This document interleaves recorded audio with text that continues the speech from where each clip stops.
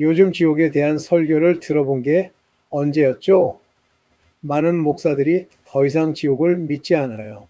신학자인 세비지 박사는 성경 모든 페이지에 지옥이 쓰여 있다고 해도 믿지 않을 겁니다. 라고 말했죠. 대부분의 기독교인들은 지옥이 있다고 믿지만 그것에 대해 깊이 생각하는 것을 꺼려합니다. 설교에서 지옥 이야기가 나오면 오히려 불편해하죠. 미국에서 누리는 안락하고 풍요로운 삶과는 너무나 동떨어져 보이기 때문입니다. 심지어 죄인들조차 천국에 간다고 생각하며 지옥에 대해서는 생각조차 하지 않아요.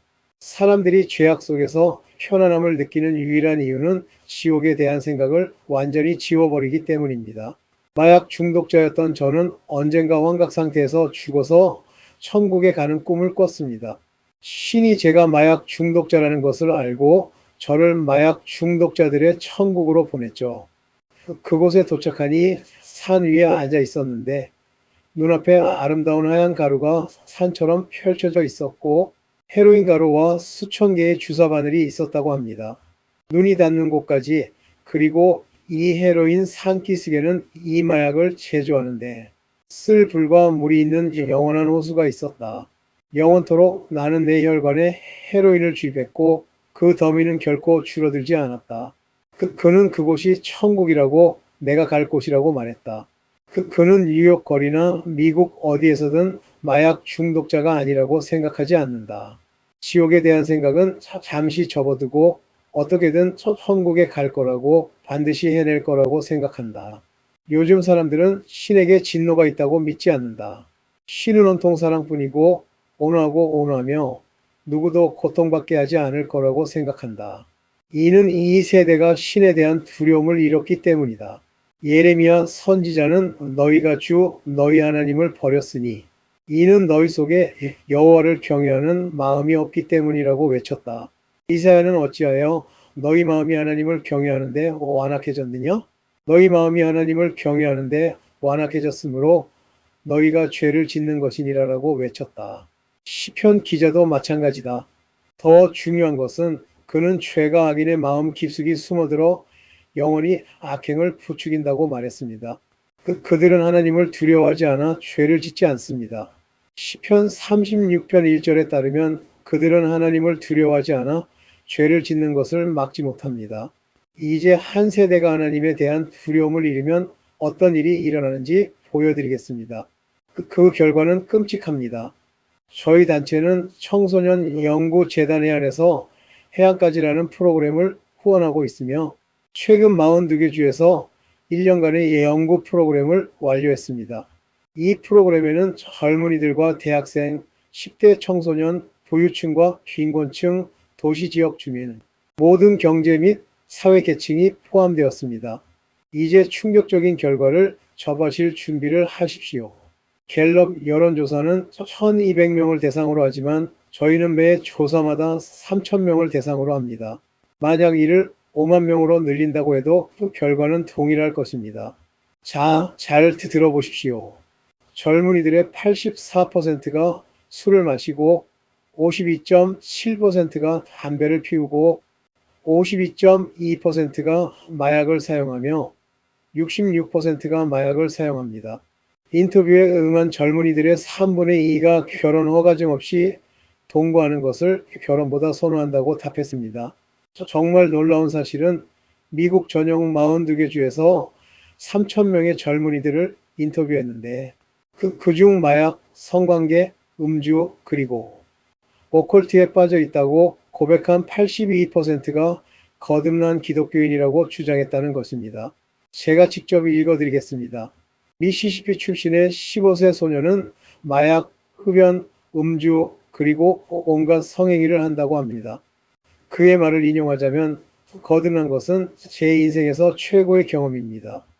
그리스도는 제 구세주이자 주님이십니다.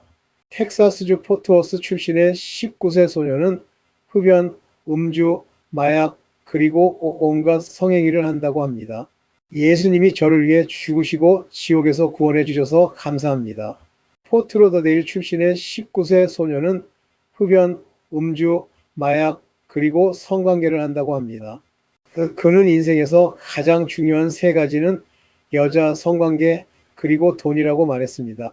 그렇다면 예수님은 어떠냐고 묻자 예수님이 저를 지옥에서 구원해 주셨습니다. 라고 답했습니다. 마지막으로 한 젊은 동성애자의 인터뷰가 있습니다. 포트 로더데일 출신, 술 마시고 마약하고 동성애자. 예수님은 나의 사랑스러운 구세주이시다.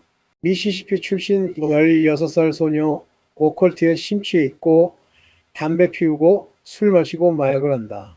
예수님은 멋져. 지금 여기 계셨으면 좋겠어. 예수님과 이야기하는 걸 좋아해. 사우스다코타 출신 19살 소녀, 담배 피우고 술 마시고 마약을 한다. 하나님의 성의 교회에 다니고 방언을 한다. 천국에 가는 것이 내 인생에서 가장 중요한 것이다. 담배 피우고 술 마시고 마약을 한다. 플로리다 할리우드 출신 젊은 남자. 섹스, 마약, 술, 담배. 하나님은 매일 나에게 말씀하신다. 나는 그분을 진심으로 사랑한다. 오클라호마 출신 나이든 남자, 담배 피우고 술 마시고 마약을 한다. 뭐든지 다 한다. 예수님이 오시기를 너무나 기다리고 있다. 그분을 만나고 싶다. 여러분, 소위 10년간의 성령 부흥운동과 은사주의 부흥운동 이후 미국에서 무슨 일이 일어나고 있나요? 성경은 그들에게 하나님을 두려워하지 않는다고 말합니다. 이 세대는 하나님에 대한 두려움을 잃었습니다. 사람들이 더 이상 하나님을 믿지 않기 때문에 이 나라는 미쳐가고 있습니다. 17살 소년이 죽으면 그냥 죽는 거잖아. 죽으면 색채와 안식, 평화가 가득한 세상으로 떠나는 거잖아. 인생엔 보상이 따른다고 믿어. 오늘날 우리 젊은이들은 심판자가 너무 관대해졌다고 확신해. 더 이상 형벌도 감옥도 심판의 날도 없어. 이제 죄가 대가를 치르게 한다고 말하지 않고 죄는 아무런 대가도 아무런 고통도 주지 않는다고 말해. 누가 이 광기를 조장하는 걸까? 누가 이 세대에게서 하나님에 대한 두려움을 빼앗고 있는 걸까? 누가 그들을 지옥으로 이끌고 있는 걸까?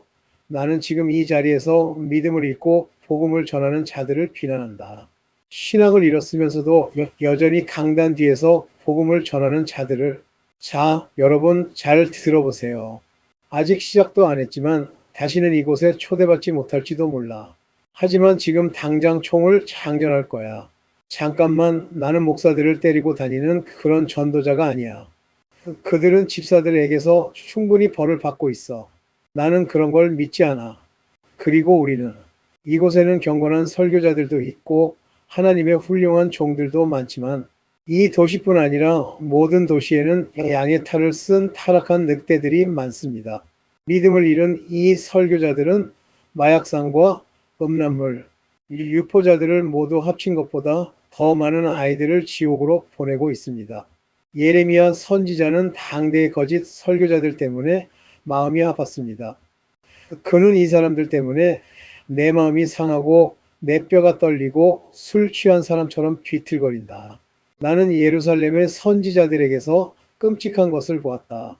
이들은 간음하고 거짓 가운데 행하며 악을 행하는 자들의 손을 강화하여 죄인들이 악행을 멈추지 않도록 한다.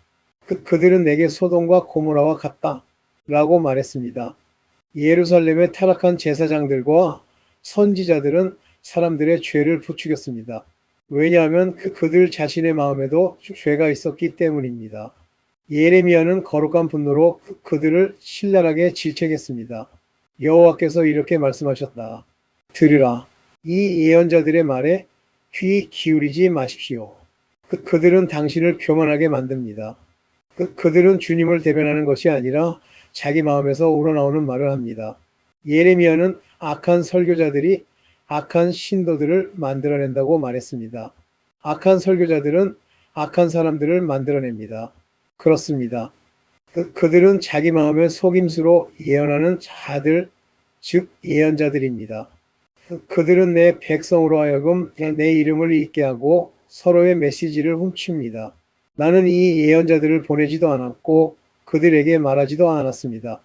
그런데도 그들은 계속해서 설교합니다. 예레미야 23장 21-27절을 보십시오. 여러분, 이 모든 것의 배후에는 무엇이 있을까요? 마약상도 아니고 음란물 제작자도 아니고 메시아의 동역자들도 아니고 저속한 TV 방송도 아닙니다.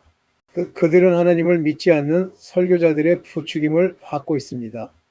그들은 나를 멸시하는 자들에게는 걱정하지 말라. 모든 것이 잘 될 것이다. 라고 말합니다. 그리고 내가 원하는 대로 사는 자들에게는 평화가 임할 것이다. 라고 말합니다. 사람들이 지금 듣고 싶어 하는 말이 바로 이것 아닙니까? 행복을 전하고 긍정적인 메시지를 전하는 설교자들의 말을 듣고 싶어 하는 이유가 바로 이것 아닙니까? 그냥 평화롭게 살라고 지옥은 없고 모든 것이 괜찮다고 다시 말해하고 싶은 대로 살라고 즐겁게 살라고 하나님은 선하시다고 말입니다. 지옥 걱정은 하지 마세요. 행복을 누리고 원하는 대로 사세요. 강단 뒤에 있는 사람이 하나님의 사람인지 악마의 사람인지 어떻게 알 수 있을까요? 거짓 선지자의 시험은 무엇일까요? 참된 하나님의 사람은 주님을 경외하는 마음을 가지고 있으며 사람들을 죄에서 돌아서게 합니다. 당신은 이것을 믿습니까? 그를 시험하는 방법은 무엇일까요?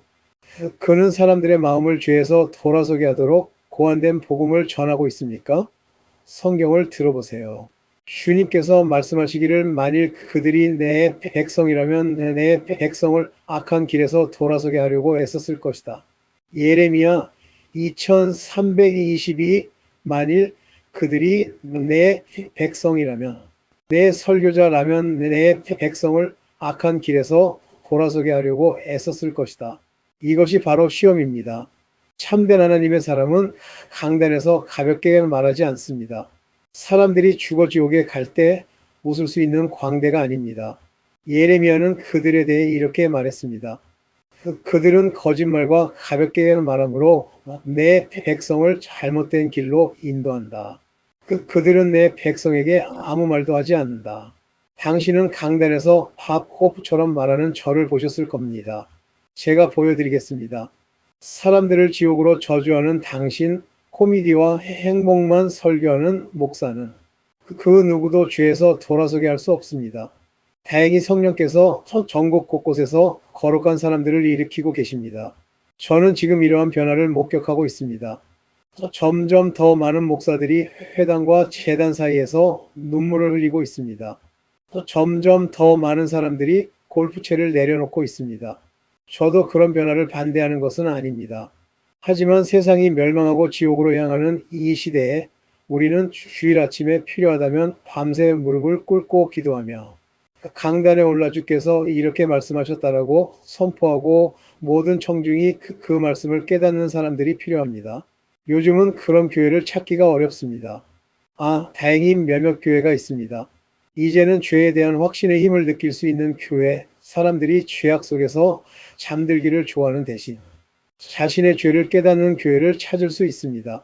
하지만 복음주의 진영에서도 너무 많은 목사들이 냉담해지고 타협하며 심지어 사람들의 죄를 부추기고 있습니다. 예를 들어 저는 성도들을 음미하라라는 책을 썼습니다.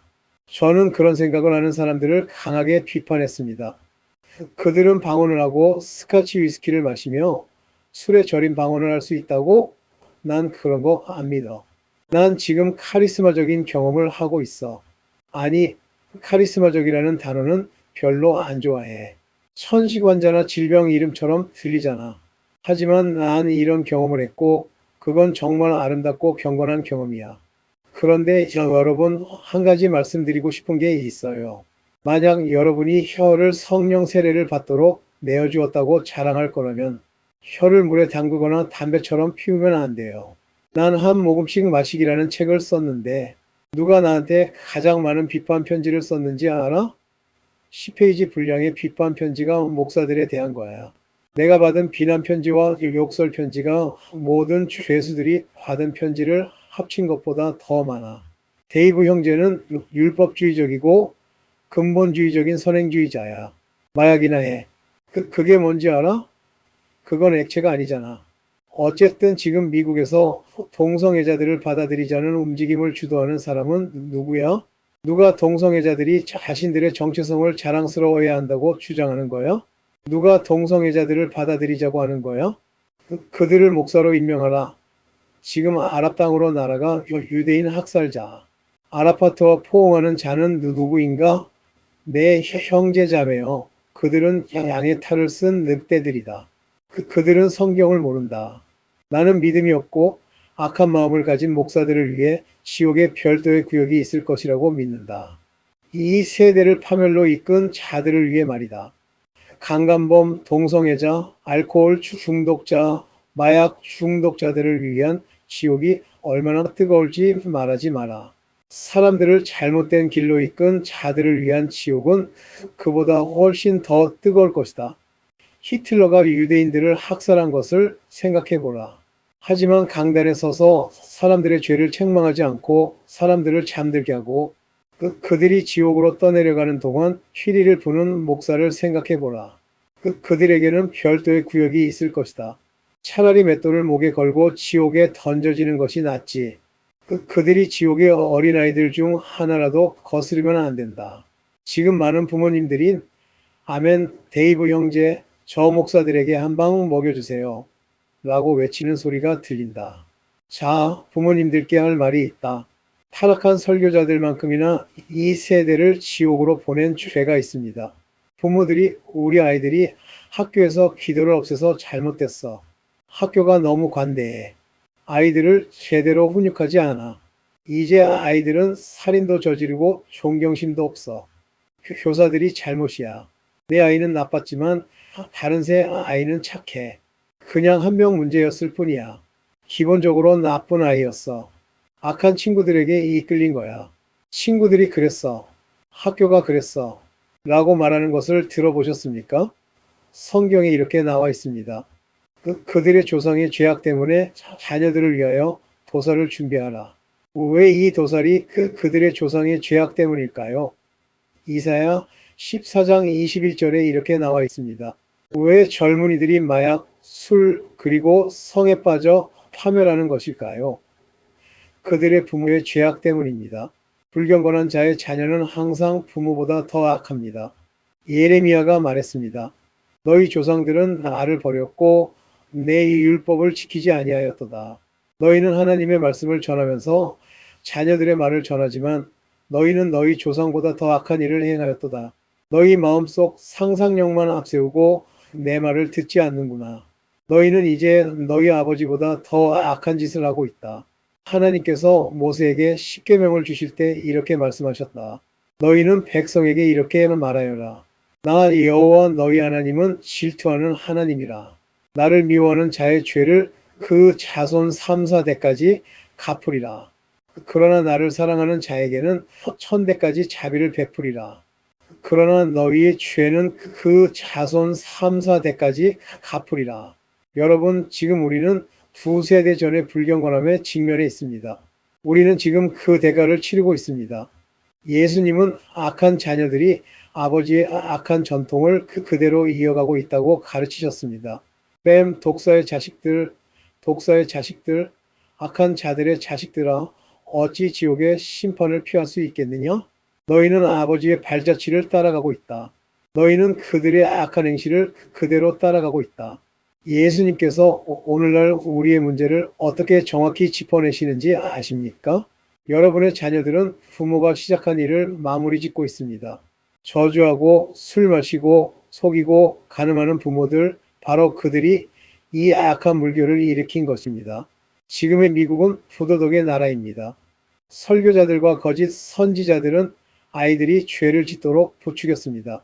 하지만 아빠, 엄마, 이제부터 시작하세요. 저는 악한 앵무새들이 지옥에서 어떤 고통을 겪게 될지 알 것 같습니다. 그들은 영원한 고통을 겪어야 할 것입니다. 그들은 바로 그 지옥에서 아이들을 마주하며 영원토록 괴롭히고 쫓아다닐 것입니다. 이 세대는 성령을 거스르고 있습니다. 부모들이 하나님의 것을 경멸하도록 가르쳤기 때문에 마음이 완악해지고 있습니다. 스데반은 외쳤습니다. 목이 뻣뻣하고 마음이 굳은 자들아, 너희 조상들이 그랬듯이 너희도 항상 성령을 거스르는구나. 너희 조상들이 성령을 거스르니 너희도 마찬가지다. 너희는 아버지의 전철을 밟고 있다. 사실 스데반은 아이들 무리에게 살해당했습니다. 아이들 무리에게 말입니다. 그들은 어른이었지만 성령을 거스른 사람들의 자녀들이었습니다. 성경은 말합니다. 너희는 너희 조상들처럼 하나님을 거스르는구나. 스데반은 자신을 돌로 치는 무리에게 이렇게 말했습니다. 너희는 너희 조상들처럼 하나님을 거스르는구나. 너희는 너희 아버지와 똑같다. 어머니 여러분, 미국 젊은이들에게 무슨 일이 일어나고 있는지 생각해 보세요.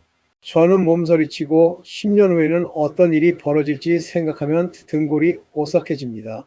예수님의 눈물이 납니다. 지금 이혼하는 부부의 50%가 우리 돈으로 생활하고 있는데 10년 후에는 어떻게 될까요? 지금 1천만 명의 아이들이 부모의 이혼으로 고통받고 있습니다. 성인 인구의 74%가 술을 마시고 여자친구들과 오후 4시부터 6시까지 술을 마시며 온갖 부정행위와 욕설을 일삼는다면 어떻게 될까요? 지금처럼 아이들이 부모보다 더 나빠진다면 10년 후에는 어떻게 될까요? 지금 부모들은 기도도 하지 않고 텔레비전에 중독되어 있고 부정행위를 일삼고 성공만을 쫓고 물질주의에 빠져 하나님을 잊고 하나님의 집을 버리고 우울증과 두려움에 짓눌려 술 마시고 욕설을 퍼붓고 자기중심적으로 살아갑니다. 예수님께서 타락을 예언하신 이유가 바로 이런 것일까요? 자, 이제 이 세대를 지옥으로 끌고 가는 적이 하나 더 있습니다. 처음 이 메시지를 위해 기도할 때 악한 동료, 악한 친구, 불경건한 목사, 악한 부모, 악한 친구들을 언급하려고 했습니다. 결국 전국에서 들리는 이야기들이 바로 그런 것들이지 않습니까? 죄인들이 하는 말을 아시잖아요. 사실 저는 수년 동안 군중을 멀리하라, 친구들이 너를 끌어내리게 하지 말아라고 설교해 왔습니다. 하지만 오늘 밤은 그렇게 설교하지 않겠습니다. 더 이상 제 인생에서 다시는 그런 설교를 하지 않을 것입니다. 주님께서 제게 무언가를 보여주셨기 때문입니다. 군중이 누구를 나쁘게 만드는 것이 아닙니다. 친구들이 당신을 망치는 것도 아니고 마약에 빠지게 하는 것도 아니고 술에 빠지게 하는 것도 아닙니다. 당신은 그 무리에 들어가기 전부터 이미 하나님께 반항하고 있었습니다. 그들이 당신 안에 죄에 대한 욕망을 심어준 것이 아닙니다. 그건 전적으로 당신 스스로의 것입니다. 군중은 단지 당신 안에 이미 있던 것을 밖으로 끌어냈을 뿐입니다. 그들은 당신이 진정한 당신이 되도록 도와준 것 뿐입니다. 그게 전부입니다. 한 10대 청소년이 제게 와서 데이브 형제님, 당신은 이라고 말했습니다. 당신은 다른 세대 출신이라 요즘 세상에 사람들로부터 멀리 떨어져 있는 게 얼마나 힘든지 모르는군요. 제가 말했듯이 당신은 성경을 전혀 모르는 것 같아요. 당신은 사람들로부터 멀리 떨어져 있지 않아요. 성경은 당신의 빛이 예수님을 향하게 하면 그분들이 당신을 위해 일해 주실 거라고, 당신을 그들의 무리에서 분리시켜 주실 거라고 말했어요. 당신은 사람들, 특히 비밀스러운 믿음을 가진 젊은이들과 싸울 필요가 없어요. 그들은 그리스도를 위해 나서기를 두려워해요. 저는 비밀스러운 믿음을 믿지 않아요. 저는 젊은이들이 다른 기독교인들과 마찬가지로 예수님을 충분히 접할 수 있어야 한다고 믿어요. 복도를 걸어오는 기독교인들에게 자리를 내어주세요. 먼저 하나님의 적이 되어야 세상의 친구가 될 수 있어요. 먼저 하나님의 적이 되어야 세상의 친구가 될 수 있어요. 세상의 친구는 하나님의 적입니다. 어떻게 시작되는 걸까요? 하나님의 적이 되면 세상의 친구가 되고 하나님의 친구가 되는 거예요. 모든 불경건한 친구들은 공통점이 하나 있어요. 그들은 모두 복음에서 돌아서서 예수님을 거부했어요. 헤롯과 그의 친구들을 보면 성경에 그 사실이 분명하게 나타나 있어요. 빌라도, 여기 두 명의 지도자, 두 명의 정부 관료가 있었습니다. 그들은 서로 말도 하지 않는 원수였습니다. 그런데 갑자기 그들에게 한 가지 공통점이 생겼습니다. 바로 예수였습니다. 헤롯과 그의 군사들은 예수를 조롱하고 비웃었습니다. 그들은 예수에게 화려한 생가를 입히고 빌라도의 홀로 돌려보내 그의 말을 듣게 했습니다. 그리고 바로 그날 빌라도와 헤롯은 친구가 되었습니다. 그 전에는 서로에게 분노만 가득했습니다. 빌라도가 이 두 아기를 친구로 맞이하게 된 이유는 무엇일까요? 그들에게는 한 가지 공통점이 있었습니다. 둘 다 예수의 반대편에 섰다는 것, 그리스도의 주장을 서로 거부했다는 것입니다.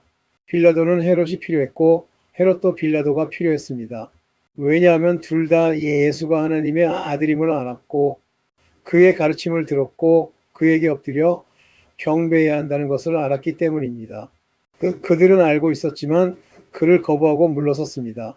이제 헤롯은 새롭게 깨달은 그의 마음은 잘못되었고 빌라도는 그것을 알았습니다. 하지만 그는 빌라도가 그를 거절했다는 소식을 들었습니다. 빌라도는 헤롯이 그를 거절했다는 소식을 듣고 둘은 함께 모여 서로의 거절을 위로했습니다.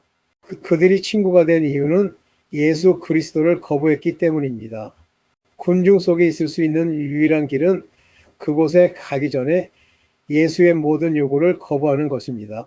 음욕에 눈이 멀면 가늠하는 무리와 어울리게 되고 맨 뒷좌석에서 키스하고 성관계를 맺는 아이들과 어울리게 됩니다.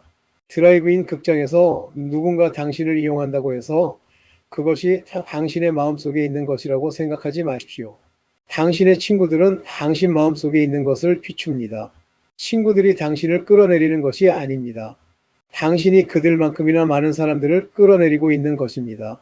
당신도 그들만큼 깊이 빠져 있습니다. 그들이 당신을 죄짓게 만든 것이 아닙니다. 그들이 당신을 끌어내린 것도 아닙니다. 더 이상 갱단이 나를 어떻게 끌어내렸는지에 대한 이야기는 하지 않겠습니다. 나는 그렇게 하고 싶지 않았지만 그들이 나를 그렇게 만들었습니다. 모두가 하는 대로 나도 했어.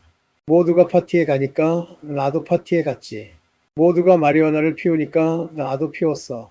아니, 술 마시는 건 사교적이려고 마시는 게 아니잖아. 그냥 맛이 좋아서 마시는 거지.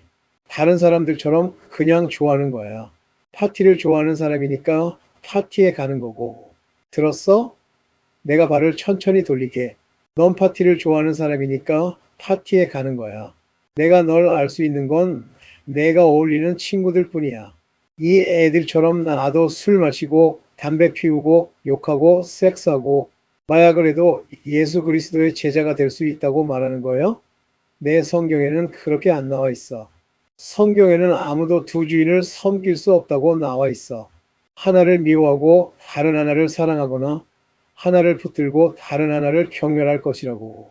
세상에서 동시에 하나님을 섬길 수는 없어. 그리고 친구 여러분, 곧 성령께서 하나님의 집을 정하는 운동을 시작하실 거라고 믿어요.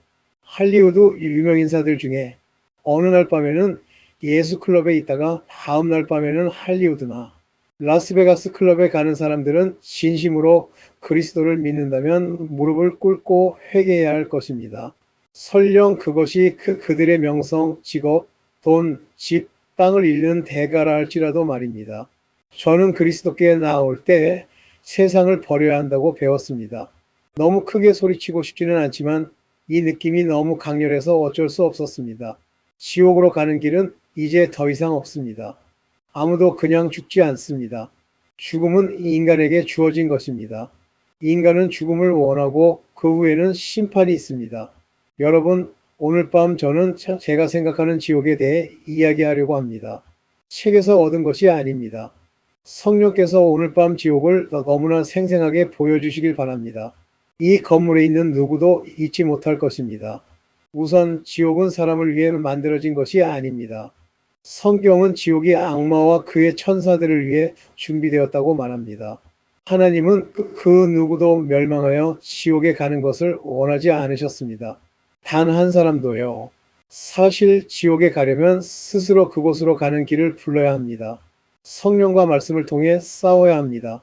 하나님에 대해 이렇게 설교하고 친구여, 당신이 기도하는 모든 것, 당신은 지옥에 가고 싶어 안달이 나야 합니다. 지옥은 사람을 위해 만들어진 것이 아닙니다. 그래서 어떤 신학자들은 사람들이 고통받는 지옥과 하나님의 사랑을 어떻게 조화시킬 수 있느냐고 묻습니다. 하나님이 어떻게 영원토록 사람들을 고통스럽게 할 수 있느냐는 것입니다. 여러분, 그들은 하나님이 사람을 위해 지옥을 만드신 것이 아니라 악마와 그의 천사들을 위해 만드셨다는 것을 이해하지 못합니다. 지옥은 하나님의 임재에서 가장 멀리 떨어진 곳입니다. 그래서 사람들이 지옥이 땅속 구덩이에 있을지도 모른다고 말할 때 저는 동의할 수 없습니다. 지옥이 어디에 있는지는 모르지만 제가 용광로 행성이라고 부르는 곳일 수도 있습니다. 용광로처럼 불이 타오르는 행성일 수도 있습니다. 이미 우리는 몇몇 행성이 불타고 있다는 것을 알고 있습니다. 주님께서 외로운 어둠이라고 말씀하셨고 지옥으로 이어지는 외로운 어둠이라는 통로가 있습니다. 이 통로의 끝부분이 바로 그곳입니다. 악마는 무엇을 상징합니까? 영혼이 하나님으로부터 가장 멀리 떨어진 지점입니다. 바로 여기에 하나님이 계십니다. 하나님으로부터 가장 멀리 떨어진 곳이 바로 그곳입니다. 저 바깥 어둠의 끝에는 사탄 자신이 있습니다. 그곳이 바로 지옥입니다. 하나님께서는 도움이라는 행성을 만들어 어두운 우주의 외곽에 던져놓고 저주받은 자들의 시간을 위해 마련해 두실 수도 있었을 것입니다. 저는 잘 모르겠지만 성경을 공부하면서 종종 궁금했던 점이 있습니다. 왜 큰 백보자 심판 때 주의 천사가 죄인들의 손발을 묶는 것인가요? 그들이 어둠 속으로, 바깥 어둠 속으로 던져지기 직전에 말입니다. 주의 천사가 그들의 손발을 묶고 바깥 어둠 속으로 던져 넣으실 것입니다. 저는 주님, 왜 그들을 묶으시는 겁니까?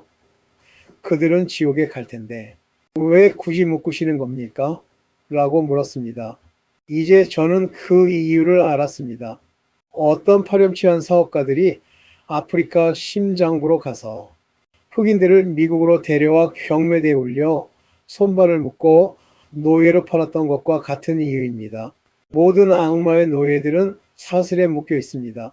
하나님께서도 타락한 천사들을 사슬에 묶어 지옥으로 넘겨주셨습니다. 하나님은 죄를 지은 천사들을 용서하지 않으시고 지옥으로 던져 넣으시어 사슬에 묶고 어둠 속에 두시고 심판 아래 예비하셨습니다. 하나님은 천사들을 사슬에 묶고 그곳에 넘겨주셨습니다. 지옥에는 자유가 없습니다. 죄인들은 묶여 있습니다. 이는 하나님께 내가 당신의 노예를 당신에게 넘겨드립니다. 이것은 당신의 소유물입니다. 당신의 노예입니다. 내가 그를 당신에게 묶어서 넘겨드립니다. 당신이 그를 묶었으니 이제 그는 묶여 있습니다. 라는 의미를 전달하기 때문입니다. 모든 죄인은 지옥으로 넘겨져 사슬에 묶인 노예로 팔려갈 것입니다. 하나님의 사슬에 묶인 채 말입니다. 악마는 그 사슬을 풀 수 없습니다. 사실 악마조차도 하나님의 천사에 의해 1000년 동안 묶일 것입니다. 성경에 아주 분명하게 나와 있습니다. 그들은 손발이 묶일 것입니다. 지금 그 성경 구절을 가지고 있지는 않지만 주님의 천사가 가서 사탄을 구덩이에 던져놓고 1000년 동안 손발을 묶을 것이라는 구절이 있습니다. 성경에서 지옥은 이렇게 묘사됩니다. 끝없는 구덩이, 불못, 불타는 용광로, 고통의 장소, 죄인들이 울부짖고 고통받는 곳. 그렇다면 정말로 화산에서 뿜어져 나오는 뜨거운 용암처럼 불못이 있을까요? 지옥에 정말로 유황이 있을까요? 아니면 지옥의 불은 초자연적인 것, 즉 우리의 마음속에 있는 불일까요? 수백만 배 더 뜨거운 것을 상상조차 할 수 없다고요? 우선 여러분, 단테의 지옥이나 지옥이라는 개념을 그냥 잊어버리셨으면 좋겠습니다. 지옥을 단순히 불이 있는 곳, 우리가 흔히 상상하는 용광로에서 나오는 불처럼 생각하는 건 잘못된 겁니다. 중국과 인도 사람들은 백열한 숲 위를 걷는 법을 배웠다고 하죠. 불이 있는 곳에는 빛이 있고 어둠만 있다는 자연의 법칙이 있습니다. 지옥은 오직 어둠뿐입니다. 만약 여러분이 물리적인 불, 즉 자연적인 불을 생각하고 있다면 그런 생각은 버리세요. 그보다 수백만 배 더 뜨거운 불이 있으니까요. 저는 여러분의 마음속 불에 대해 이야기하고 싶습니다. 잠언 6장 27절, 시편 39편 3절을 읽어드리겠습니다. 내가 생각에 잠겨 있을 때 내 마음이 뜨거워져 내 안에 불이 타올랐도다. 내가 그들 가운데 누워있도다. 불타는 것들 시편 574, 잠언 1627하기는 악을 파헤치고 그의 삶에는 불타는 불이 있습니다. 마음이 가득하면 입이 말합니다.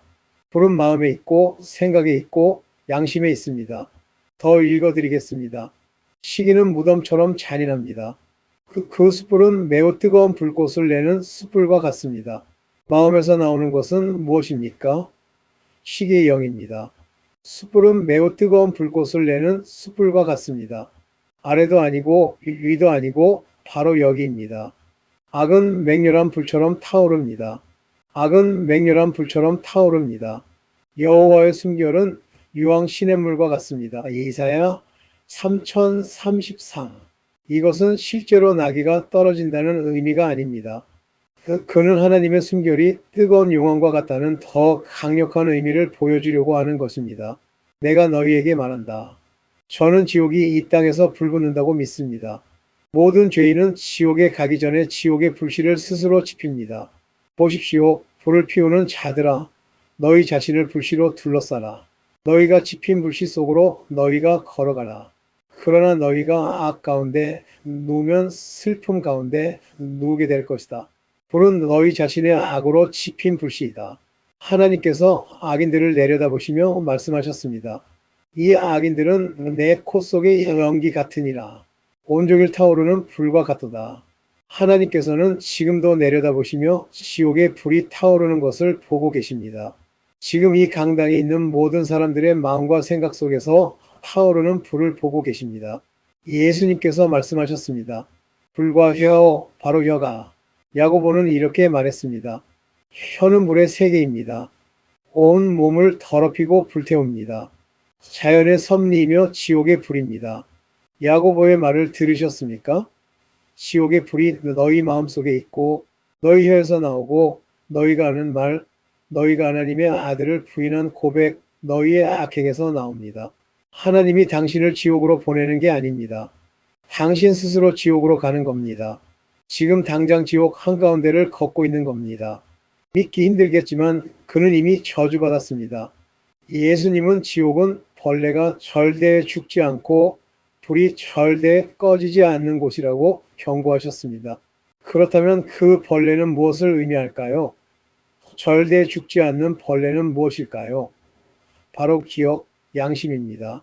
지옥의 고통은 놓쳐버린 모든 기회들이 끊임없이 되풀이되는 것입니다.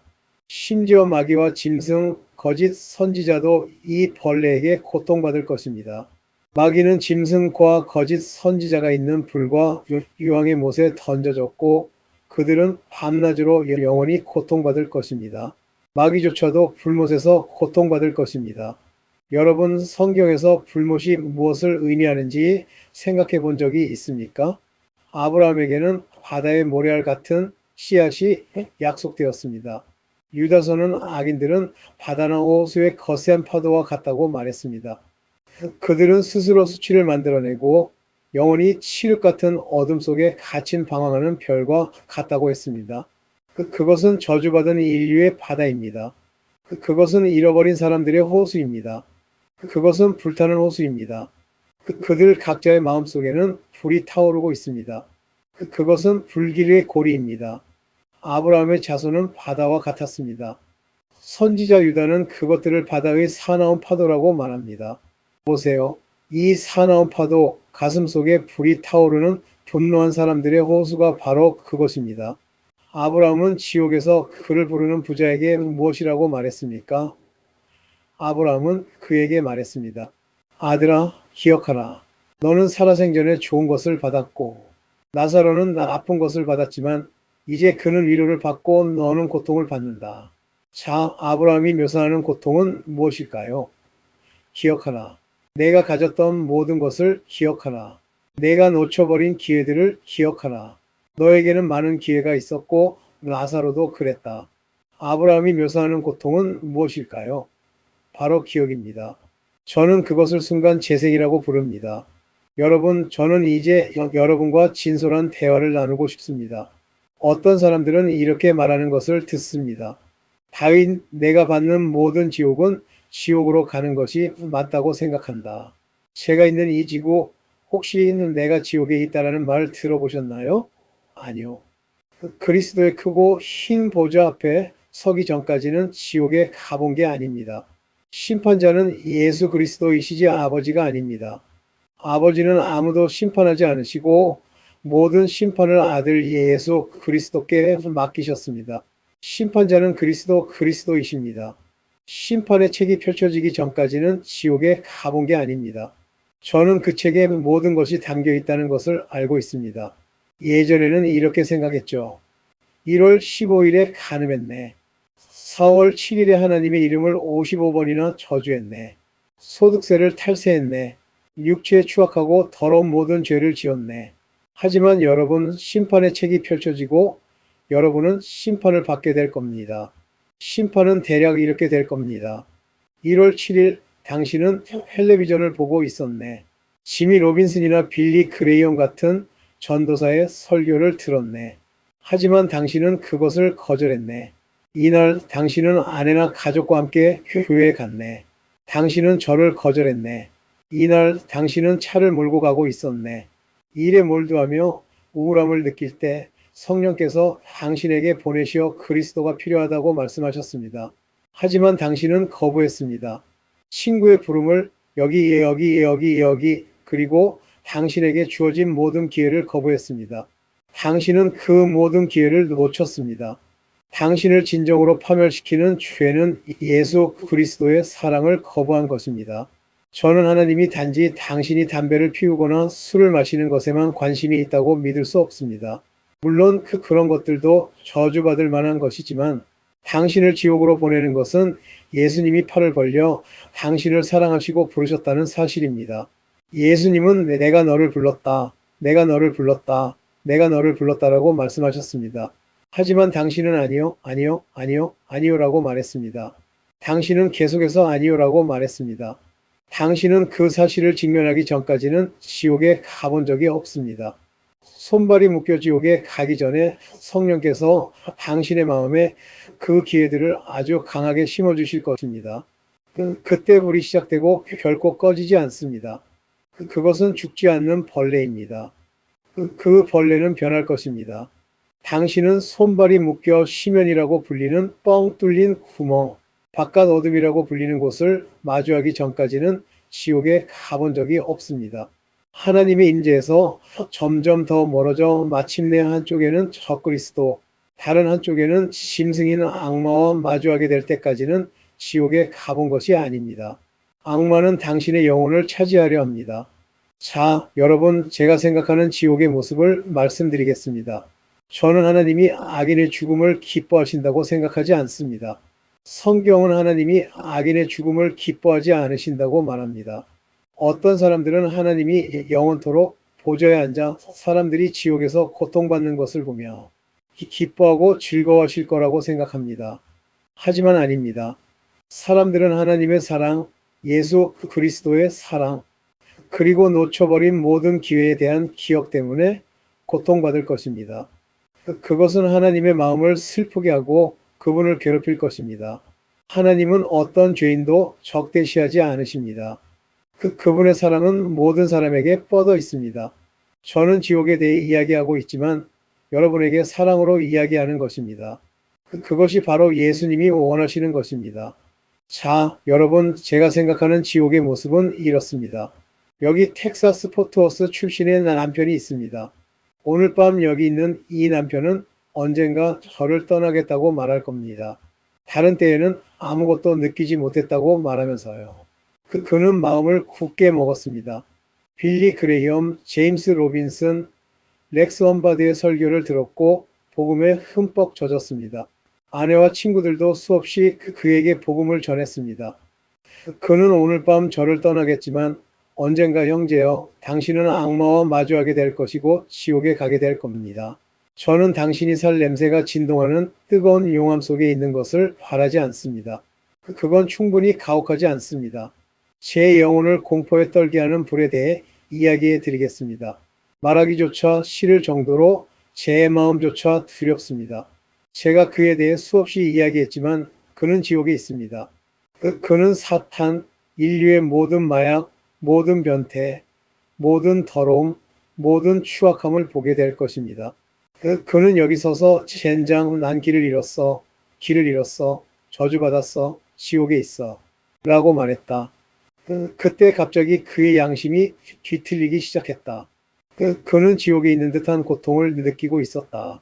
그는 고통에 몸부림치며 난 길을 잃었어. 영원히 파멸할 운명이야. 라고 생각했다. 결국 지옥은 존재했던 것이다. 그리고 갑자기 그의 양심이 뒤틀리고 갑자기 그의 마음속에서 불이 타오르기 시작했다. 갑자기 그의 마음속에 불이 켜지고 그는 다시 이 강당으로 돌아와 예전 자리에 앉아 있었다. 그는 주위를 둘러보았다. 윌슨 씨는 무대 위에 그대로 있었다. 모든 것이 제자리에 있었다. 조명이 켜지고 그는 안도의 한숨을 내쉬었다. 그는 자신의 볼을 꼬집으며 말했다. 맙소사, 무슨 일이 있었는지 모르겠어. 누군가 내가 마신 것에 뭔가를 넣었나 봐. 악몽을 꿨어. 유체이탈 같은 걸 경험했나 봐. 꿈에서 나는 그리스도 앞에 서 있었고 지옥에 있었어. 악마의 얼굴을 봤어. 오 하느님 감사합니다. 주님 더 이상 말씀 안 하셔도 돼요. 다시는 전화 안 하셔도 돼요. 그리고 나는 똑같은 설교를 하고 있는데 그는 내가 그만두기만을 기다리고 있어요. 그는 윌슨 씨 제발 그 초대를 해주세요 라고 말하며 연못에 물을 채우고 일어섭니다. 그리고는 걸어 내려가더니 이제는 뛰기 시작합니다. 예수님 제가 갑니다. 제가 갑니다. 꿈을 꿨는데 이번에는 두려웠어요. 주님을 경외하는 것이 지혜의 시작입니다. 제가 지금 갑니다. 그는 내려와서 그 자리에 섭니다. 그는 사람들에게 둘러싸여 있습니다. 그날 밤 그가 거절했던 바로 그 사람들입니다. 그들은 모두 거기에 있습니다. 그는 말합니다. 아, 꿈이었나 봐. 나는 여전히 믿는 자들의 무리 속에 있어. 나는 결심했어. 예수님, 제가 여기 있습니다. 그는 이제 평화의 물결이 그의 마음에 밀려들기를, 성령의 따뜻함을 느끼기를 바랍니다. 그때 갑자기 화면이 검게 변합니다. 모든 것이 사라졌습니다. 그는 깨어나서 말합니다. 꿈이 아니었어. 악몽도 아니었어. 나는 지옥에 있어. 갑자기 벌레가 뒤집히고 사방에서 사람들이 비명을 지르며 이를 악물고 그 속을 헤쳐나갑니다. 거센 파도가 몰아치고 호수가 펼쳐집니다. 사람들의 마음속에서 타오르는 불길 모두가 기억하고 있어요. 그들은 신을 저주하고 있어요. 새벽이 더 이상 허락하지 않았어요. 그의 얼굴을 저주하는데 지쳤어요. 그때 갑자기 불이 다시 켜지고 그는 거실에 있어요. 아내가 커피 한 잔을 가져오고 있고 어린 아들은 트럭 장난감을 가지고 놀고 있어요. 빌리 그레이엄 목사님이 특별 설교를 하고 있는데 그가 말해요. 여보, 빨리 와봐. 나 미쳐가는 것 같아. 몸 안팎으로 계속 떠다니는 것 같아. 지옥에 있는 줄 알았어. 악마를 받고 길을 잃은 것 같았고 내 영혼이 저주받는 것 같았어. 악마가 날 꼬집었어. 내가 살아있다고 말해줘. 예수님 진정해, 여보. 괜찮아. 와, 불이 타오르고 있어. 이게 고통이야. 이게 고통이라고. 이제 그는 다시 육신으로 돌아왔어요. 그리고 말해요. 여보, 제발 여기 아래로 들어가자. 우리는 그가 수없이 말하는 걸 들었죠. 자, 여보, 지옥이 있어. 자, 기도하자. 그리고 그는 말해요. 예수님이 오신다. 구원받고 싶어. 감사합니다. 예수님. 그러자 모든 게 무너지고 다시 어둠 속으로 사라져요. 하나님, 안녕하세요. 제가 계속해야 하나요? 천국과 지옥, 삶과 죽음, 그 모든 것이 들락날락하고 왔다 갔다 하고 나는 길을 잃었어. 내 아내는 신이고 내 아이는 떠났고 나는 지옥에 있어. 상상이나 할 수 있겠어? 내가 너희들을 짓밟는다고? 용광로에서 나오는 불 같은 건 전혀 무섭지 않아. 내 형제 자매, 내 마음속에 전능하신 하나님에 대한 두려움을 불러일으키는 건 영원토록 이런 십자군 전쟁을 되풀이하고 기회와 부르심을 되풀이하고 내가 들어본 모든 성경 구절을 되풀이하며 살아가야 한다는 거야. 영원토록 기독교 친구의 얼굴이 여기저기 나타나 존, 예수님은 너를 사랑해. 존, 구원받아. 존, 여기 성경 구절이 있어. 라고 말하는 걸 들어야 해. 세 사람이 돌아서면 저리 가. 안 돼. 라고 말하며 주먹으로 그 얼굴을 후려치려 해. 내 눈앞에서 사라져. 그 얼굴이 영원토록 계속 나타나. 모든 기독교 친구, 모든 성경 구절이 그의 귀에 울려 퍼지고 그의 마음속에 맴돌아. 우리가 하나님에 대한 두려움을 잃어버렸다는 사실이 말로 다 할 수 없어. 나도 예수님의 사랑을 전파했어. 평생 동안 전파했지. 여러분, 우리는 너무나 많은 설교를 통해 이제는 진노가 없는 허울뿐인 신을 섬기게 되었습니다. 우리는 죄와 온갖 부패를 용인하고 정당화해 왔으며 하나님께 가면 그분이 너무나 사랑이 넘치셔서 모든 죄를 씻어주시고 아무런 죄도 짓지 않으실 거라고 생각합니다. 여러분, 저는 사람들을 겁주어 천국으로 인도하는 것을 믿지 않습니다. 단순히 두려움만으로는 효과가 없기 때문입니다. 저는 이 교훈을 뼈저리게 배웠습니다. 예전에는 장례식에서 설교하는 것을 좋아했는데 사람들을 겁주면 구원받을 수 있었기 때문입니다. 제 장례식 설교보다 구원받은 사람이 훨씬 많았습니다. 많은 사람들이 십자가에서 그렇게 했습니다. 아데스와 저는 아내의 할아버지, 목원 할아버지께서 80대에 돌아가셨을 때를 기억합니다. 목원 할아버지는 훌륭한 신앙인이셨는데 모든 자녀, 손자, 조카들에게 내가 죽더라도 너희는 내 기도의 힘에서 결코 벗어날 수 없을 것이다. 내 기도는 너희를 지켜줄 것이다. 라고 말씀하셨습니다. 저는 할아버지의 말씀을 기억하고 있었는데 장례식에서 설교를 해달라는 부탁을 받았습니다. 저는 막 성경학교를 졸업한 참이었고 아내의 형제들과 가족들은 저를 52kg 정도밖에 나가지 않았습니다. 그들은 저를 소리 지르는 사람, 집사, 마른 사람 등으로 불렀습니다. 저는 이제 내가 그들을 이길 차례다라고 생각했습니다.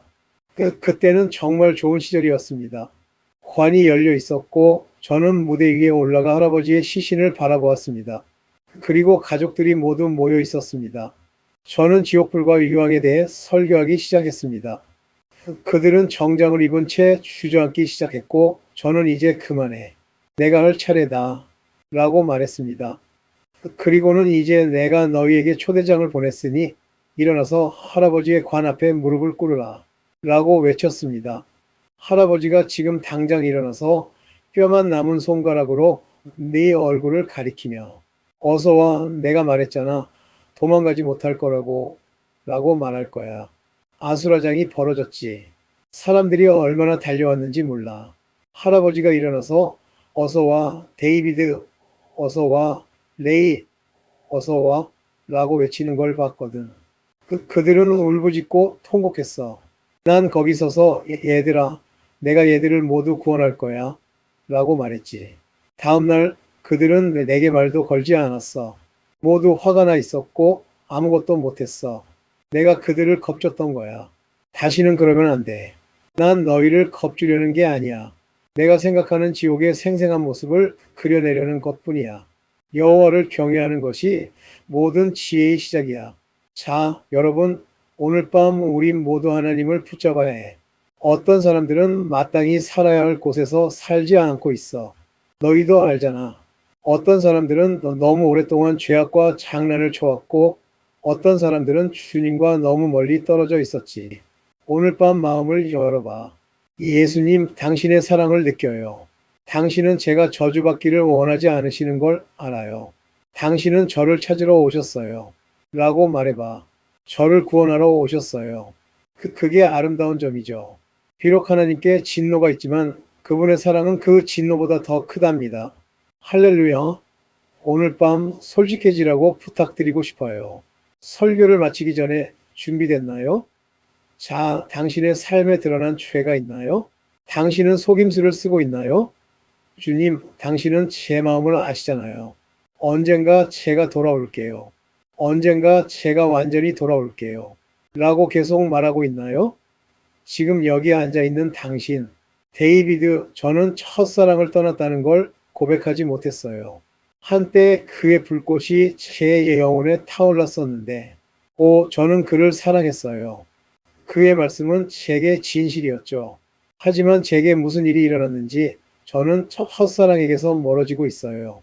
하나님께서 말씀하셨어요. 내가 첫사랑을 떠났으니 내가 너에게 벌을 내리겠다. 그러니 회개하고 그때가 어땠는지 기억하고 다시 시작해라. 오늘 밤 당신이 그의 품으로 그의 사랑으로 돌아오기를 간청하고 싶어요. 오늘 밤 이런 설교를 듣고 이런 메시지를 듣고 일어나서 나가면서 그래, 내 운명을 시험해 봐야지 라고 말하는 일이 없기를 바랍니다. 상상도 할 수 없어요. 그런 짓을 하는 사람이 있다면 이런 모임에 앉아서 하나님의 말씀을 듣는다는 건 상상도 할 수 없어요. 제가 성경 말씀을 드렸는데 제가 설교한 건 데이비드 윌커슨이 아니라 하나님, 예수 그리스도, 그리고 제게 임하신 성령의 기름 부음입니다. 성령께서 더 이상 하실 수 있는 일은 없다고 생각해요. 성령께서 내려오셔서 여러분의 마음을 움직이시고 말씀하시죠. 이 메시지는 당신을 위한 것입니다. 하나님의 진노에서 도망치세요. 도망치세요. 예수님의 품으로 달려가세요. 당신은 보호받을 수 있습니다. 예수님께서 말씀하십니다. 어서 오세요. 어미 손이 병아리들을 모듯 제가 당신을 품에 안겠습니다. 어서 오세요. 안전한 방주 안으로 들어오세요. 제 날개 아래로 들어오세요.